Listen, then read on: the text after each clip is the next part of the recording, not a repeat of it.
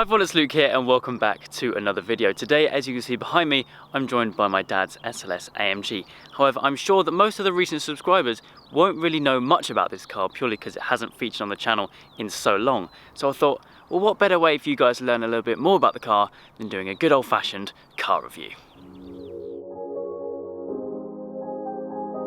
My dad bought his SLS just over a year ago, replacing a Ferrari 458 Italia, which he had owned for around 2.5 years. For him, the SLS is like no other car he's ever owned. All you have to do is look at it to realise it's completely unique to its shape and design. Using styling cues from the legendary 300SL, such as the infamous gull-wing doors, boosts the SLS's elegant looks above anything else in its price range. Unlike the 300SL though, the SLS is powered by a huge 6.2 litre V8, roaring all the way up to 7,500 RPM. A total of 563 brake horsepower, notably 1 horsepower more than the 458, propels the SLS from 0 to 60 in 3.7 seconds, and then all the way up to a top speed of 197.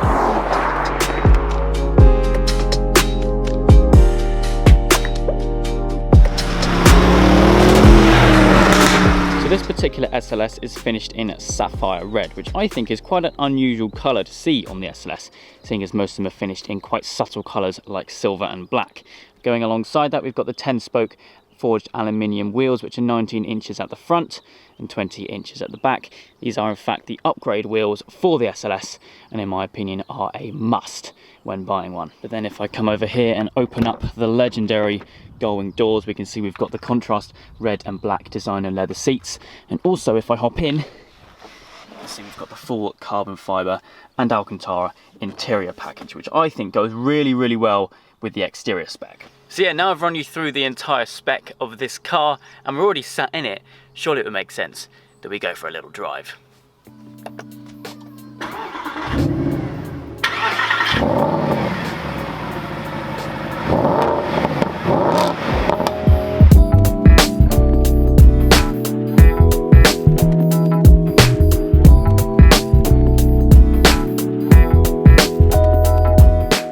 When driving the SLS, it does feel like a big car, and that's purely down to the fact that you have that gigantic bonnet out front. And for that reason alone, I consider the SLS more of a GT cruiser than a fully stripped out supercar. And further reasons which lead me to believe that is some of the creature comforts you get inside.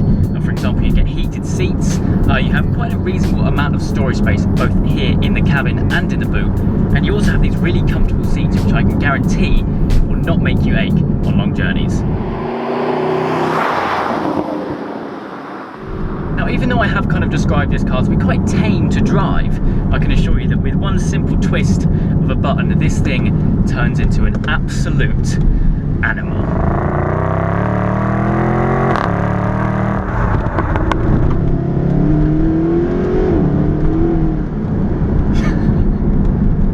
It is addictive.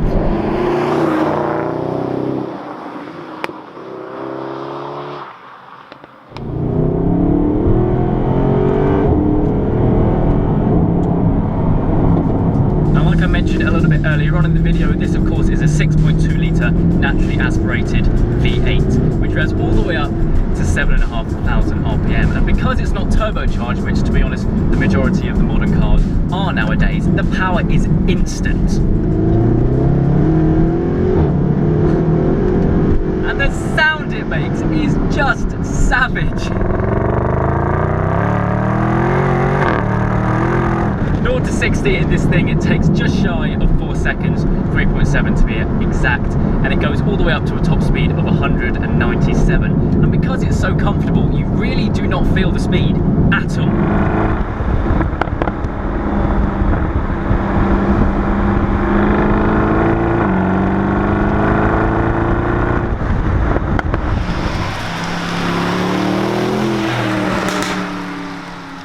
Going back to my point I said a little earlier about the car feeling big when you're driving it, but one thing which really surprised me when I first drove the car is just how nimble it still is. You still have quite a direct steering, but obviously it's nothing to the standards of a fully stripped out supercar.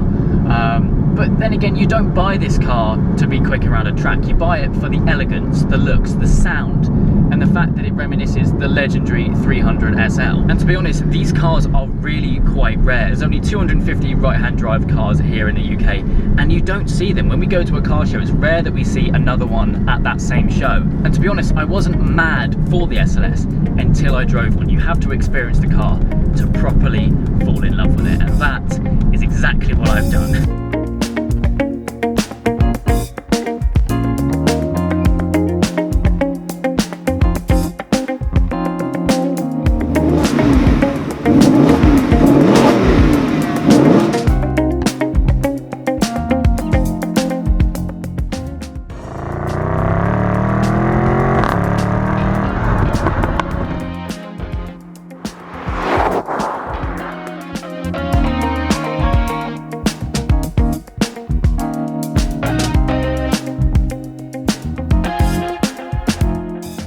Now, maintenance on the SLS really isn't too bad at all. For example, we had the car serviced last week, and that only cost us £400. Now, if you compare that to, say, a Lamborghini service, for example, that would probably set you back a couple of thousand, which really does show kind of how easy this thing is to run. The only downside to keeping this thing running, though, is the infinite fuel stops you have to make. I mean, if I go through the menus right now and see if I can find the average MPG, there we go, 11.3. And trust me, that gets worse, especially when you're driving this thing hard.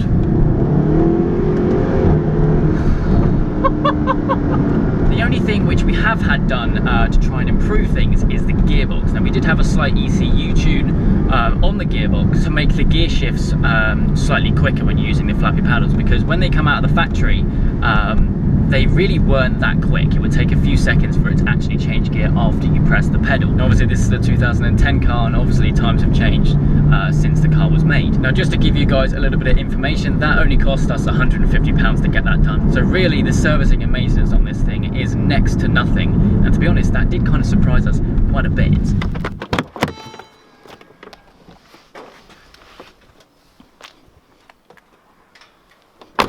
So at this point in the video, I thought I'd park it up, let it cool down a bit, and kind of talk to you guys a bit more about what you wanted to hear.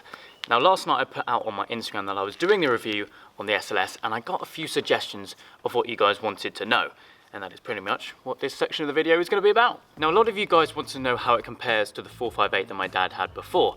Now, obviously, if this was a standard review, then you wouldn't really compare the SLS with the 458 because they're completely different cars. And that is pretty much what I'm going to tell you now. They're both absolutely fantastic cars in their different fields. This I-Class, like I said, is more of a GT cruiser slash muscle car, because as you've heard, it sounds nuts, whereas the 458 is kind of more stripped out compared to this, and it just screams. Now, yes, they both have V8s, and yes, they have very similar power outputs. This, in fact, has 1 more horsepower than the 458, which is very, very important, I might add. But I mean, for example, this is front engine, the Ferrari is rear engined. This roars, the Ferrari screams. This is very, very comfortable inside, and the 458 was less comfortable, even though compared to some other cars, it was still pretty comfy. But yeah, to summarize, they're both fantastic cars, but you wouldn't normally compare the SLS with the 458. Now, to follow on from that, a lot of you guys said, which one would you have, the SLS or the 458? And to be honest, I couldn't answer that question. It really is that difficult. I love them both. I'll have them both, please. Now, that was the kind of general gist of what you guys asked, but there were a few quirky little suggestions, one of which you might be able to see. The windscreen really is quite squat, and one of you guys asked, is it actually that easy to see out of? Is the visibility good? Overall, the visibility on the SLS is actually pretty good. You have a big rear window, the side windows are big, but the only downside is you have that really big A-pillar down towards the rear end. I mean, you do have quite a big blind spot when you're, say, reversing, for example. But yeah, it's a supercar. You're not going to have fantastic visibility. I think the McLaren 720S is the only one with some decent visibility, but yeah, it's not too bad. Now, one last little suggestion from you guys is, again, a very quirky one, which was, is it difficult to clean the middle of the bonnet? Now, seeing as the bonnet is so big, and I'm not the tallest of people, it seems you guys know that too, it is difficult. Yes, it is, but it is possible if you reach over. But yeah, it is a big bonnet, and to be honest, if I pick this camera up now and show you kind of how far back the engine is, which is actually quite surprising. Annoyingly, the bonnet catches on this side. Excuse all my camera equipment. Where is it? There we go. Round to the front. Now, there is the block, there is a 6.2 litre V8, but all of this bit here is kind of nothing. So there we go then, that is the review of the SLS finally done. Now once again, I do apologise that the SLS really hasn't featured that much on the channel recently, but it's the start of summer, there's car events going on left, right and centre, and when the sun is like this, there is always something going on, so I just haven't had the time to create any content with the stuff that's right under my nose. This is also the first video that I'm uploading with my new setup, the Panasonic GH4. I really hope that this does show an improvement, because I really was getting fed up with having really poor audio and quality and so on.